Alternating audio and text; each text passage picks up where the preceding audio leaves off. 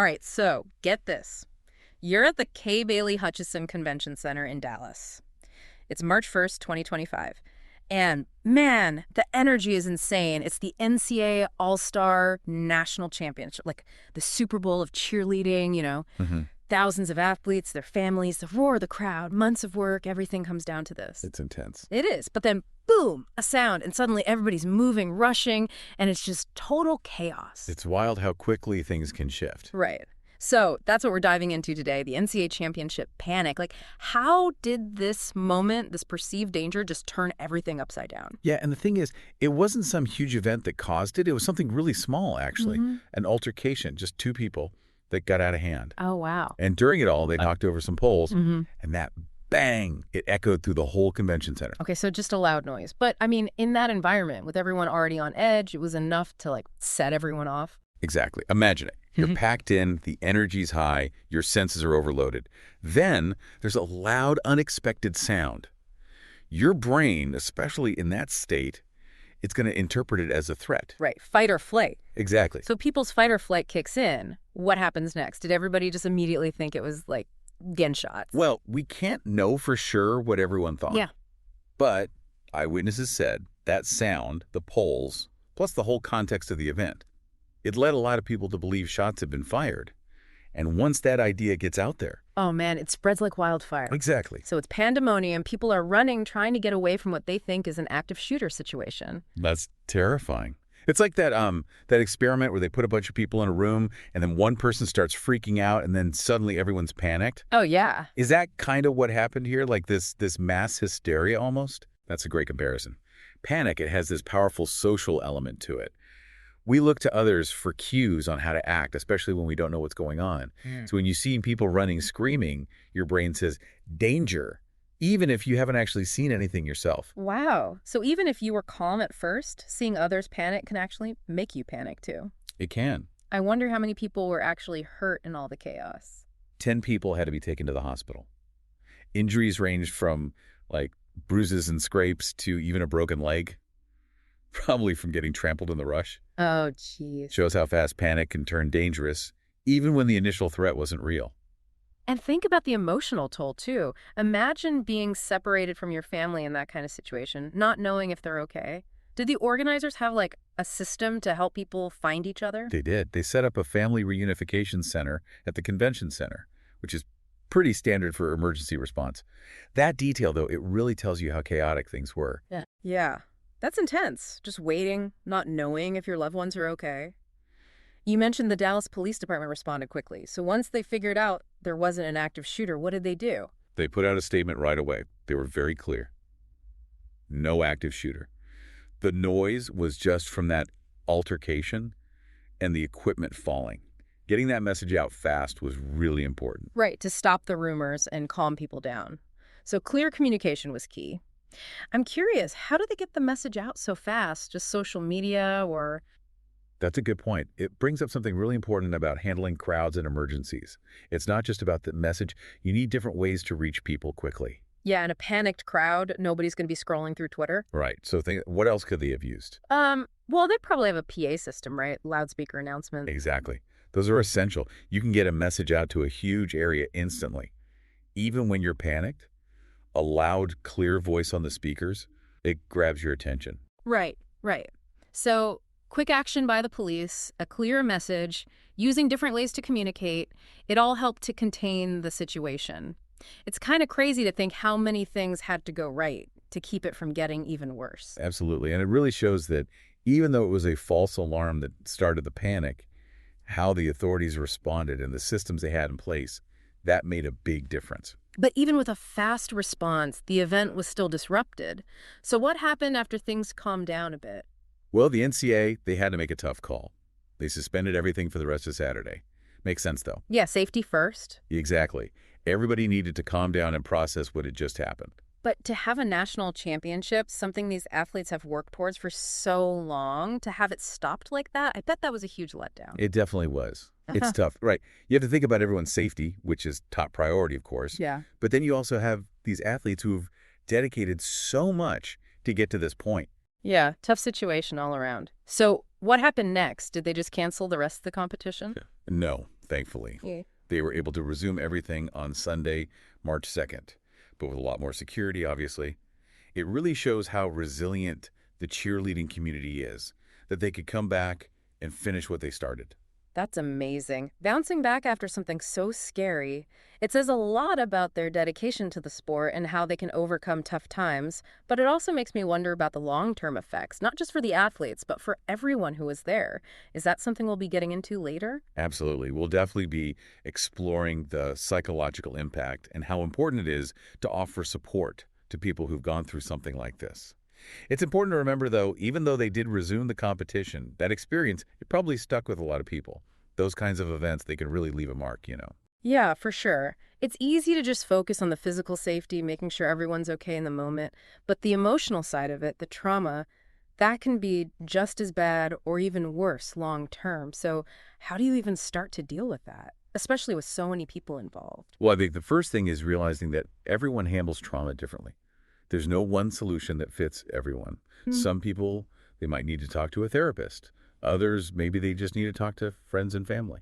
Right. And for the athletes specifically, was there any support for them to help them, work through all that and still be able to compete? It just seems like a lot to process. Yeah, you're right. It is a lot to ask. And from what we know, the NCA, they did offer counseling services, support groups too, for the athletes, the coaches, their families. Hmm. It's really important to give people a safe space to talk about how they're feeling and, process what they went through. Makes sense. It's not just about getting back out there and competing. It's about recognizing that the event happened and giving people the help they need to heal. Right. And this whole thing, as scary as it was, it can actually teach us something. It makes us think about how prepared we are, both individually and as a society, for these kinds of situations. So let's talk about that. What can we learn from the NCAA championship panic? And how can we use those lessons to prevent something like this from happening again? One of the biggest takeaways, I think, is how crucial crowd management is and emergency preparedness, Yeah. especially in these big venues. I mean, think about it. We're in huge crowds all the time for sports, concerts, all sorts of things. Do we really know what to do if something goes wrong? Honestly, I've never really thought about it too much. I kind of just follow the crowd, assuming someone else knows what they're doing. But it really makes you realize maybe we shouldn't just be passive? So what can we do? Like if we're at one of these events, what are some things we can do to be more prepared? It starts with awareness. When you get to a place, take a minute to just look around. Where are the exits? What are the emergency procedures? I gotta admit, I usually just head straight for my seat. But I guess those few minutes could make all the difference if something happened. For sure. And it's not just about knowing where the exits are. It's also about your mindset. Have you ever been in a big crowd and felt like you had to just go with the flow, even if it didn't feel safe? Oh, yeah, totally. Like at a concert, when everyone's pushing towards the stage, it's like you get caught up in it and it's hard to think straight. That's your fight or flight response. It's Oh. natural, but you got to be aware of it so you can make better decisions in a crisis. Right. Okay. So being aware of where you are and how you're reacting, that's important. But what about the people who organize these events? What can they do to prevent panic or at least keep it under control? Lots of things, actually. First off, having enough security is huge. Having visible, well-trained security, it can prevent problems and make people feel safer. Yeah, seeing security guards around it definitely helps. But how do you stop those initial misinterpretations that start the panic in the first place? Like in this case, the poles falling, people thought it was gunshots. Is there any way to prevent that kind of thing? That's where design and technology can help. You can design a place with the acoustics in mind, so you minimize echoes and stuff that could make sounds louder and confuse people. Oh, interesting. So, like, thinking about how sound travels in a space and how that might affect people. Yeah, exactly. And technology can play a role too. Imagine if there was a system that could send a message to everyone's phone in the venue instantly, telling them what's going on and what to do. Like a special emergency alert system just for that event, that could be really useful. People always have their phones on them anyway. Exactly. And you could even tailor it to give people instructions based on where they are. Like if something's happening in one area, you could tell people in that area to go to the nearest exit while everyone else stays put and stays calm. That's smart. It seems like having that kind of immediate targeted communication could really help stop things from getting out of hand. It could. And it's not just about the technology. It's about training staff to handle emergencies properly, having clear evacuation plans, doing regular drills to practice those plans. It's like creating a safe environment for a big event, It's a whole science in itself. It is. And it's always changing. As crowds get bigger and the world gets more unpredictable, we have to be proactive about finding ways to minimize risks and keep people safe. So this thing with the NCA championship, as scary as it was, it's actually brought up a lot of important issues and potential solutions. Absolutely. It started a conversation that we need to keep having. We need to be thinking about these things, not just for big events, but for everyday life, too. Okay, so we've talked about what happened, the response, the emotional impact, and some possible solutions for the future. But there's one more thing I'm curious about. You mentioned they increased security when the competition resumed on Sunday. What did that actually look like? Well, from what we've heard, they had more bag checks, metal detectors at all the entrances, and a lot more security guards visible throughout the venue. So pretty typical security stuff, but did it actually make people feel safer? Hard to say for sure. Some people, maybe they felt better with more security. Others, maybe it made them more nervous, like a constant reminder of what happened. Yeah, I can see that. Like, you want to feel protected, but you also don't want to be constantly thinking about the possibility of something bad happening. It's a tricky balance. You got it. And it brings up an interesting question. How much security is enough? At what point does it start to affect people's enjoyment or even their freedom? That's a really good point. It's like, how much is too much? When does it become, like, overbearing? It's complicated. Mm. No easy answers. But it's something we need to talk about. As technology gets more advanced and the world gets more connected, we have to find ways to use that technology to our advantage, but without sacrificing individual liberties. That makes sense. It's like, we don't want to live in a world where we're constantly being watched and controlled, but we also want to feel safe, you know? Exactly. And I think the NCAA championship panic, it can actually help us make positive changes. It forces us to face these tough questions and really think about how we can create a safer, more resilient world. Okay, so let's switch gears a bit. There's something that really stood out to me about all this. We've been talking about the panic, the fear, the security measures, but there's another side to this. The cheerleading community, they were so resilient. Absolutely. Amidst all the chaos and fear, there were also countless acts of kindness, courage, people helping each other out. Yeah, like the athletes coming back to compete the next day. That takes guts. It's like they refuse to let fear win. It is. And it shows how powerful community can be, how people come together when things get tough. Think about it. These athletes, they'd trained for months, some for years, for this moment. And then boom, everything's different. Yeah, their world got flipped upside down. But they didn't give up. They supported each other, rallied together, and found a way to keep going. It's a great reminder that even when things are really bad, there's always hope. Always that potential for human connection, for resilience, for overcoming challenges. It's inspiring. Were there any specific stories or examples of this resilience that really stood out to you? Oh, definitely. Tons of stories of athletes comforting each other, parents protecting their kids, complete strangers helping each other to safety. Like, even in all the chaos, the best of humanity came out? Gives you a little bit of faith in people, doesn't it? It does. It reminds us that even when we're scared and things are uncertain, we can still be strong, compassionate, and come together. So this incident, as scary as it was, it also showed us how strong the human spirit can be. Exactly. And something we shouldn't forget, because as we deal with a world that's increasingly complicated and unpredictable, we need that resilience, that sense of community, more than ever. Okay, so we've talked about being prepared, the importance of security, and how incredibly resilient the cheerleading community was. But this deep dive, it's not just about understanding what happened, it's about taking those lessons and applying them to our own lives. You're absolutely right. So let's turn it over to you, the listener. Imagine you're at a big event, like a concert, a game, even a crowded mall.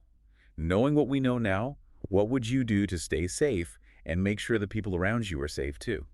That's a great question to think about. And it's not just about big events, right? Like this kind of awareness, this preparedness, we can use it every day. For sure. It's about paying attention, being observant, and having a plan.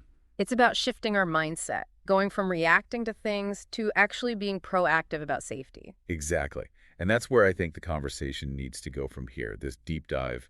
It's just the beginning. So let's keep the conversation going. What are your thoughts? What have you learned from this? What are you going to do to be more prepared, more resilient, in your own life? We'd love to hear from you. It's kind of wild how this whole conversation has evolved, right? We started with this really scary incident, the panic and everything, but now we're talking about hope and resilience and the power of community. It's almost like finding a positive takeaway from something really negative. Yeah, it is. And that's what's so cool about these deep dives. We start with one specific event, but then it opens up all these other questions and ideas and connections. And at the end of the day, it's about giving you, the listener, the knowledge and tools you need to understand and deal with the world around you.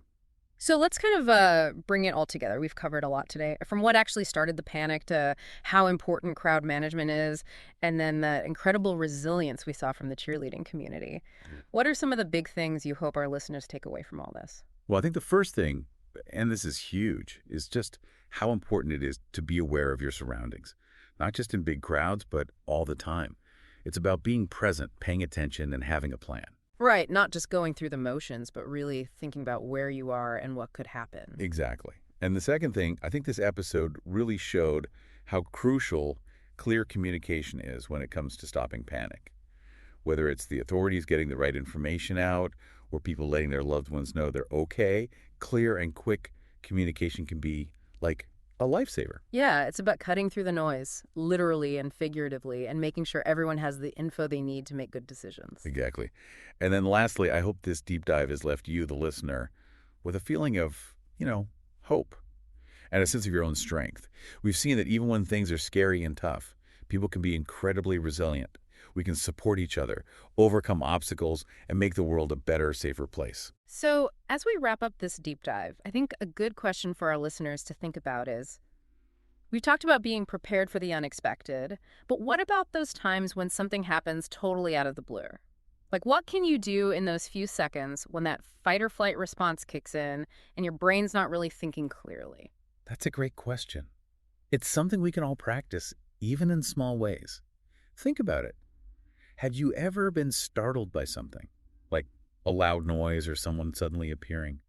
How do you usually react? Oh, yeah, I definitely jump. My heart races and I feel like running away. That's your body's natural response. Yeah. But the cool thing is, we can train ourselves to pause, even just for a tiny bit, before we react, to breathe, look around, and then choose a smarter way to respond. So it's like building up those mental muscles to resist that initial panic, creating a little space between what happens and how we react.